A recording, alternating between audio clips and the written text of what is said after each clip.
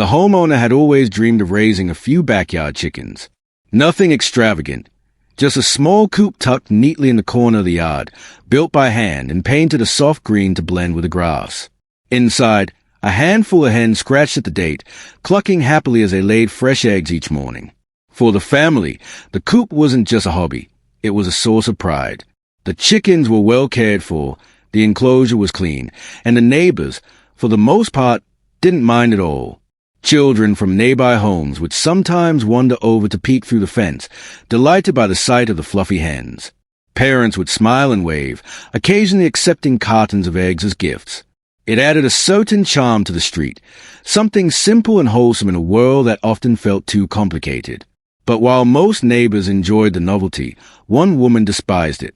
She had made it clear from the moment the coop appeared that she would not tolerate chickens on her street.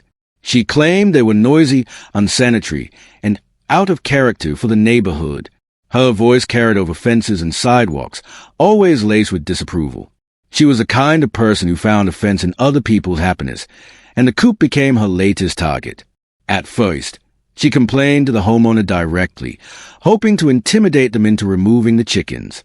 When that didn't work, she wrote long, angry emails to the HOA, citing rules she believed should apply. But the HOA found nothing in its covenants that prohibited backyard hens. Frustrated by her lack of progress, she grew more determined. The clucking of hens that most people found gentle and soothing became, in her mind, unbearable noise.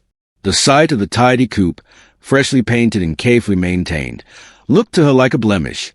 Each day that passed without the removal of the chickens deepened her resentment. It was no longer about the animals themselves. It was about control, about proving that her complaints carried weight. Finally, she decided to escalate the matter in a way that would demand immediate attention. She picked up her phone, convinced herself she was doing the neighborhood a service, and dialed 911. She reported the coop as though it were a health hazard, painting a picture of chaos and neglect that couldn't have been further from the truth. Within minutes, flashing lights lit up the quiet street.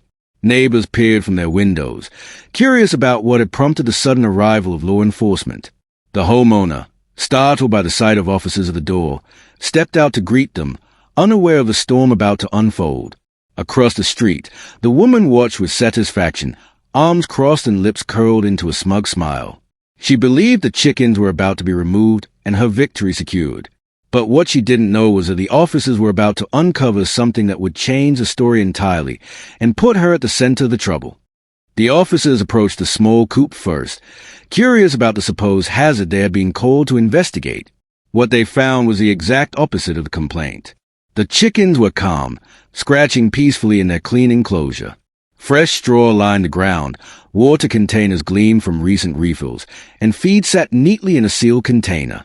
The coop smelled faintly of cedar shavings, not of neglect or filth. The officers exchanged quick, almost amused glances. This was not the emergency they had been led to expect. The homeowner stood nearby, explaining the setup and pointing out the effort that went into keeping the animals healthy and contained. The officers could see for themselves that this was no violation of law or order. Everything was in perfect condition, the kind of model backyard coop that might have earned praise rather than complaints. Still, they were obligated to follow through. They noted the details, checked the ordinances, and confirmed there was no rule being broken. The chickens, as far as the law was concerned, had every right to be there. The homeowner relaxed slightly, sensing the tension easing, but the neighbor across the street grew visibly impatient. She waved her arms, shouting across the lawn about the noise, the smell, and the so-called danger to the community. The officers listened politely, but the exaggerated tone of her accusations began to sound less like concern and more like obsession. One of them finally asked if she had any other specific complaints. She puffed herself up, declaring that her property was kept pristine, unlike this mess, and insisted they take a look for themselves to see what real care for a yard looked like. It was meant as a smug challenge, a way to prove superiority.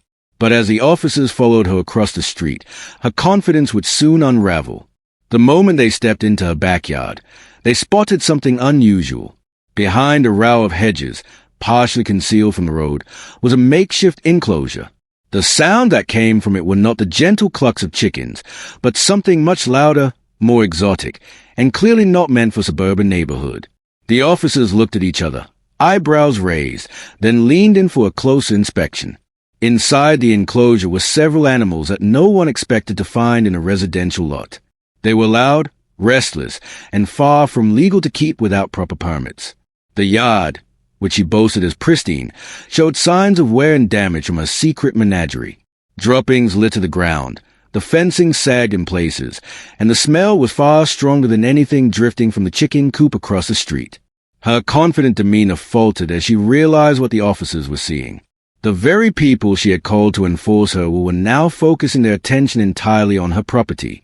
Neighbors, who had gathered along the sidewalks to watch, began to murmur in disbelief. The woman who had spent months attacking others for trivial issues had just exposed herself to a much bigger problem. The officers called for backup to verify the animal's legality, and the atmosphere shifted. The homeowner with the chickens stood quietly, almost in shock at the sudden turn of events, while the crowd outside grew more animated. What began as an attack on a harmless coop was now unraveling into something much larger, and the woman who started it all was trapped in the center of her own downfall. As the backup officers arrived, the tension on the street deepened. Neighbors lingered outside, whispering to each other, their eyes fixed on the scene unfolding in Karen's backyard. What started as an embarrassing nuisance call had transformed into a public spectacle, with nearly every house on the block represented by someone watching. The new officers wasted no time in examining the enclosure. They recognized the animals immediately, noting their size and the noise they made. These were not typical pets, and regulations were crystal clear. Keeping such animals in a residential neighborhood was not only prohibited, but it posed serious risks to health and safety. The officers methodically took photographs, measured the space, and documented the state of the enclosure. Each step added weight to the growing case against Karen. She tried desperately to regain control of the situation, protesting that the animals were harmless, that she had rescued them, and that no one had ever complained before. But her excuses fell flat. The neighbors, long fed up with her relentless complaints and constant meddling, began to speak out. Some revealed that they had noticed strange noises at night, but were too intimidated to report it. Others mentioned the strong odor drifting from her yard during the summer months. Her reputation as a self-proclaimed enforcer of neighborhood standards had left her isolated. Now, not a single voice rose in her defense. The lead officer returned from the backyard with a stack of notes and a firm expression. He explained to her that she was in clear violation of multiple codes and ordinances. Not only would she face fines, but she would also be required to remove the animals immediately. The words hit her like a hammer. She sputtered and argued, but her voice grew shaky as the reality sank in. The crowd of neighbors could hardly contain their satisfaction. They had endured her tirades and her constant policing of trivial issues for years. Watching her finally be held accountable felt like justice. Meanwhile, the homeowner with the chicken coop stood silently, almost overwhelmed by how quickly the balance had shifted. His small flock, once the subject of police scrutiny, had become the symbol of reason and innocence in comparison to his neighbor's hidden violations. Officers reassured him that his chickens were well within the law, even complimenting the care he had taken in maintaining the coop. The difference between the two properties could not have been more stark. As citations were issued, Karen's composure broke. Her once commanding presence shrank under the weight of humiliation. She had called 911 to punish a neighbor, but instead, she had exposed her own misconduct. The police cars parked outside her home, the murmuring crowd, and the looks of disappointment from the very people she thought she led. It all came crashing down. By the time the officers left, the neighborhood had drawn its own conclusion. Karen's authority was gone, replaced by the memory of this public unraveling. The homeowner returned to his yard, the gentle clucking of his chickens greeting him like a victory anthem. His small coop had survived the storm, while the woman who tried to destroy it was left to face the consequences of her own actions. And so, the story of a simple backyard dispute ended with a reversal so complete that the entire block would remember it for years. The chickens remained, the family's peace was restored, and Karen herself became the cautionary tale of what happens when petty spite turns into hypocrisy. Do like, subscribe, comment for story.